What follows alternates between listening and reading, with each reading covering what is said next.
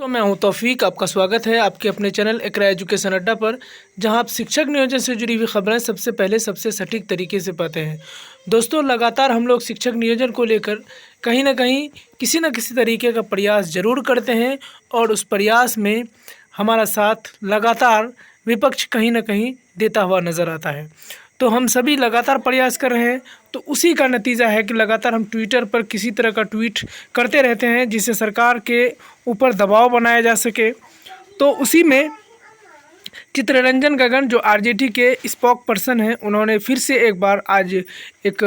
Tweet किया है जिसमें सरकार के ऊपर उन्होंने और इस बहाली को लेकर सवाल उठाया है। तो आइए जानते हैं दोस्तों क्या उन्होंने कहा है अपने ट्वीट के ज़रिए से, क्या ख़ास बात उन्होंने सरकार पर किस तरह का सवाल उठाया। साथ के साथ आरजेडी ने भी शिक्षक को लेकर जो सवाल है लगातार उठा रही है, उसको एक बार फिर से उन्होंने उठाया है। तो उन्होंने कहा है कि शिक्षा और शिक्षकों के प्रति सरकार की मंशा ठीक नहीं है राजद। और उसके साथ साथ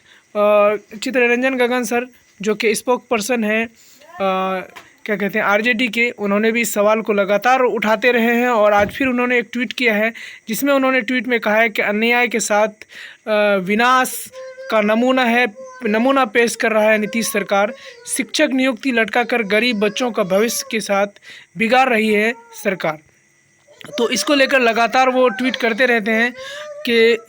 जो अभ्यर्थी हैं वो तो परेशान हो ही रहे हैं, साथ के साथ उन बच्चों का भी भविष्य खराब हो रहा है जिन बच्चों को शिक्षकों की ज़रूरत है, लेकिन सरकार इसको सुनने को तैयार नहीं है क्योंकि सरकार को सिर्फ अपनी रोटी सेकनी है, ना कि अभ्यर्थियों का दर्द उन्हें सुनाई पड़ता है, ना ही दिखाई पड़ता है, ना ही उन बच्चों का भविष्य उनको दिखता है जिन बच्चों के लिए शिक्षकों की बहुत ही ज़रूरत है।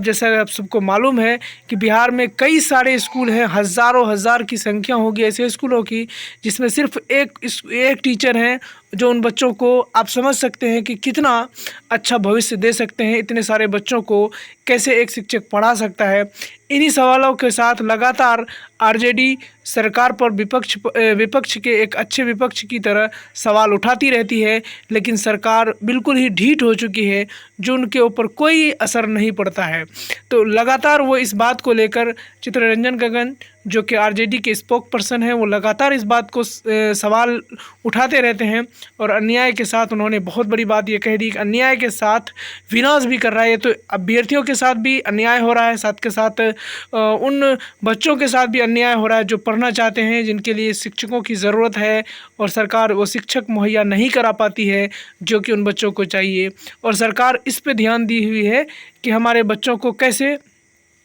चावल मिल जाए और क्या कहते हैं इसी तरह पोशाक राशि मिल जाए। लेकिन सर ये मैं आप नीतीश कुमार जी से कहना चाहूँगा और शिक्षा मंत्री जी से मेरी रिक्वेस्ट है कि सर इनसे बच्चे की पढ़ाई नहीं हो सकती। आप कितना भी चावल दे दीजिए, आप कितना भी आप उनको पोशाक राशि दे दीजिए, प्रोत्साहन राशि दे दीजिए, लेकिन उससे उनका भविष्य अच्छा नहीं हो सकता, उनसे उनका भविष्य बिगड़ सकता है। लेकिन आप अगर एक बच्चे को अच्छे शिक्षक दे सकते हैं, ज़्यादा से ज़्यादा संख्या में अगर उनके पास शिक्षक होंगे, उनको अच्छी शिक्षा मिलेगी, अच्छी तालीम मिलेगी, तो उस बच्चे का भविष्य बन सकता है। कहीं उससे बेहतर है, उसको खिचड़ी खाने से बेहतर है, कहीं उसके नाश्ते से बेहतर है, कहीं उसके ज़िंदगी में और बाकी ज़रूरियात से बेहतर है कि उसकी ज़िंदगी में शिक्षा आ जाए। और गरीबों की शिक्षा के लिए सबसे पहले शिक्षक की ज़रूरत होती है जो कि आप नहीं दे पा रहे हैं। अगर आप 94,000 शिक्षक बहाली को कंप्लीट करा लेते हैं तो किसी हद तक,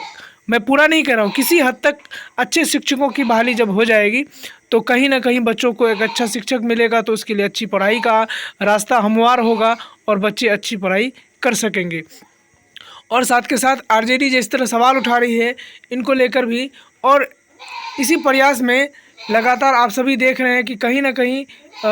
बिहार में शिक्षक अभ्यर्थी जो हैं वो किसी न किसी तरीके का प्रयास करते हैं। तो फिर से एक ट्विटर हैशटैग बहुत जल्दी आ चुका है, मैं वो आपको दिखाने वाला हूं कि अभ्यर्थियों की तरफ से जो प्रयास है वो लगातार चल रहा है और हम सभी उस प्रयास में ज़्यादा से ज़्यादा हिस्सा लें जिससे कि सरकार पर दबाव बनता रहे। अब जैसा कि पिछले ट्विटर कैंपेन में देखा था आपने कि संडे होने के बावजूद संजय कुमार जो अपर मुख्य सचिव हैं, वो संडे को भी आकर उनको बयान देना पड़ा कि बहाली जो अटकी हुई नहीं है, ये है और वो है, बहानाबाजी करने लगे। शिक्षा मंत्री को भी इस पर उस ट्विटर कैंपेन के जरिए जो हम लोगों को सफलता मिली, सरकार के जो शिक्षा मंत्री हैं उनको आकर बयान देना पड़ा। तो इससे पता ये चलता है कि हम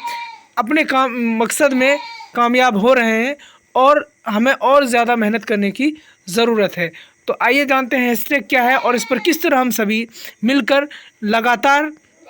मेहनत करके इसको जिस दिन हमें कहा जाएगा, जिस वक्त हम सबको ये सूचना मिल जाएगी कि भाई हमें ट्विटर पर इस हैशटैग को चलाकर कंप्लीटली इसको ट्रेंड कराना है, नंबर 1 पे, भारत के एक नंबर पे उसको लाना है और काफ़ी देर तक उसको रखना है, जिससे कि हमारा जो प्रयास है वो सफल होगा और मीडिया में ज़्यादा से ज़्यादा हमारी बातें पहुंच सकेगी।